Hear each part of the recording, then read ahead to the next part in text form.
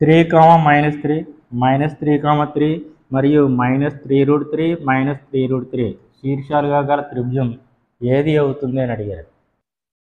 A, B, -A, -B, B√3, -A√3 శీర్షాలతో సమబాహు త్రిభుజం ఏర్పడుతుంది. మనకి ఇక్కడ A వచ్చేసరికి 3, B వచ్చేసరికి -3. కంపేర్ చేసుకున్నట్లయితే ఫస్ట్ 3, -3, రెండోది -A, -B అన్నారు అంటే -3, +3, మూడోది B√3, -A√3, B√3 అంటే -3√3, -A√3 అంటే -3√3. సో 3, -3, -3, మరియు -3√3, -3√3 శీర్షాలతో సమబాహు త్రిభుజం ఏర్పడుతుంది. Second option is the right answer. A, -A,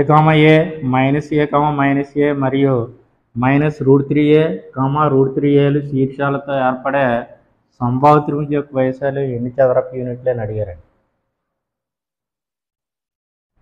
A, B, -A, -B, B√3, -A√3 శీర్షాలతో సమబాహు త్రిభుజం ఏర్పడుతుంది.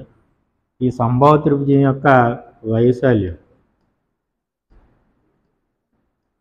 A = √3 × A² + B².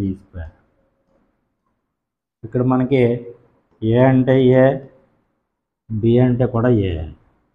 సో వైశాల్యం A = √3 × A² + A², √3 × 2A², that is equal to 2√3 A² చదరపు యూనిట్లు. Second option is the right answer.